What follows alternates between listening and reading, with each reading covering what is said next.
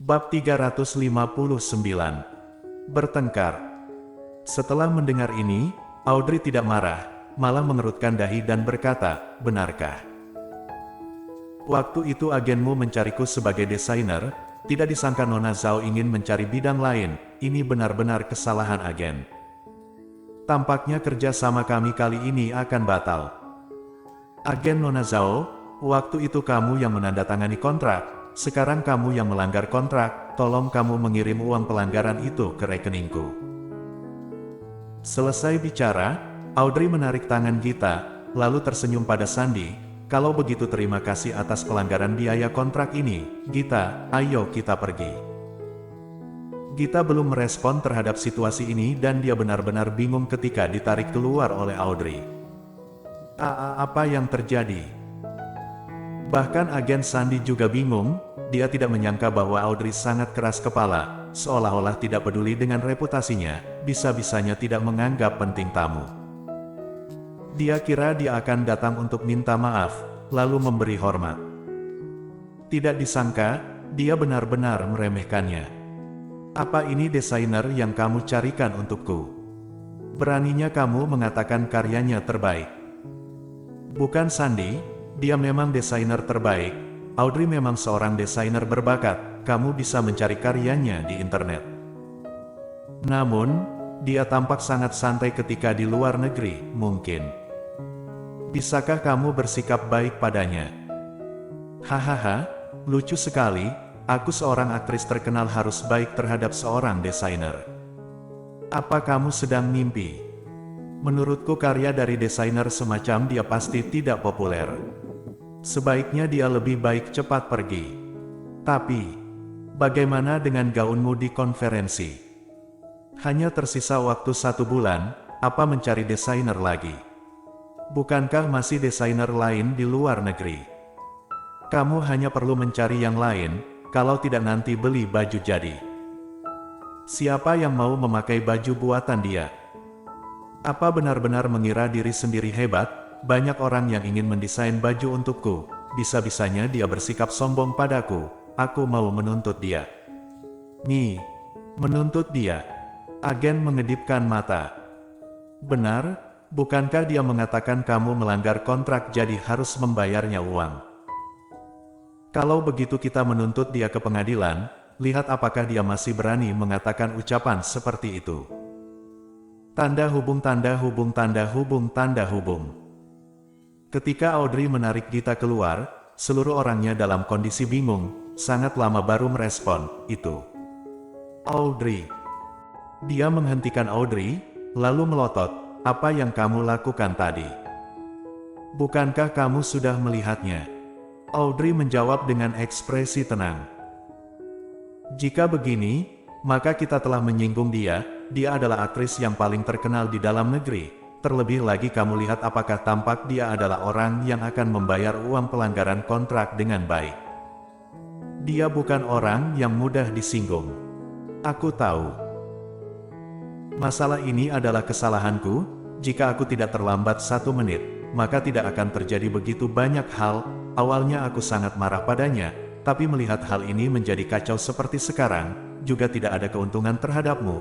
Aku minta maaf padanya, agar masalah ini berlalu begitu saja." Selesai bicara, Gita melepaskan tangan Audrey, lalu ingin berjalan ke arah kamar itu. Audrey hanya berdiri diam di tempat, lalu melipat tangan sambil berkata dengan dingin, "Aku baru saja membawamu keluar dari dalam, apa kamu mau kembali lagi?" "Tidak kembali, apakah hal ini benar-benar begini? Ini adalah bisnis pertama kita setelah kembali dari luar negeri. Jika dibatalkan dengan begini, apakah akan merugikan perkembangan masa depanmu?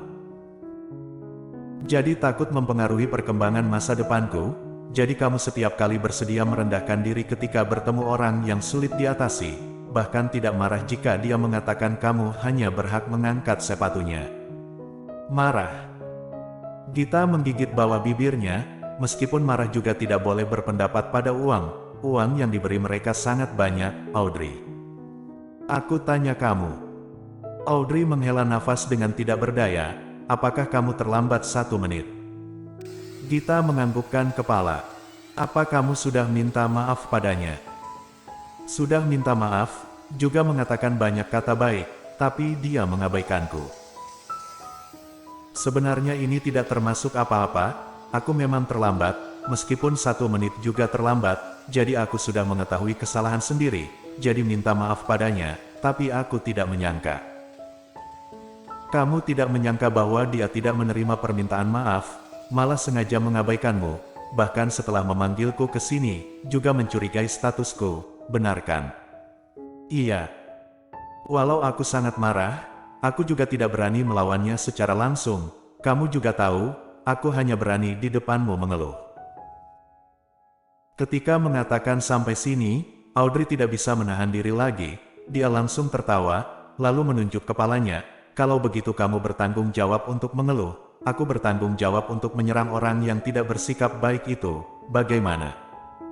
Tapi pekerjaan ini, kamu tahu bahwa aku adalah orang yang mengikuti kemauan sendiri, tidak melakukan pekerjaan ini, tidak akan rugi banyak uang, lagi pula yang ingin dia undang bukan desainer tapi pelayan.